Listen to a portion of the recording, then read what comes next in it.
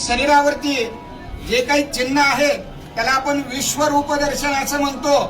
गुरुजी ते आपल्याला सर्व चिन्ह सांगत आहे. आपण सर्वांनी इकडे लक्ष द्या. भक्त पुंडलिकाने दिलेली वीट आहे, ही वीट आहे. त्या विटेवरती देव उभा आहे. मुक्तकेशी नावाची दासी होती, त्या रूपाने नाजूक होत्या, त्यांना नाजूक असलेलाचा गर्व होता. ज्यावेळेस या ठिकाणी देवाच्या दर्शनाला आले त्यावेळेस त्यांच्या मनामध्ये असा भाव निर्माण झाला की मी देवाच्या पायावरती डोकं कसं टेकवायचं. त्यांनी देवाच्या पायावरती दर्शन न घेता करंगळी शेजाचं बोट या ठिकाणी लावलेलं आहे. डाव्या पायाला या ठिकाणी बोट उठलेलं आहे आणि त्यांचा गर्भहरण झालेला आहे. ही कृष्ण अवतारातील गुरराखाची काठी आहे.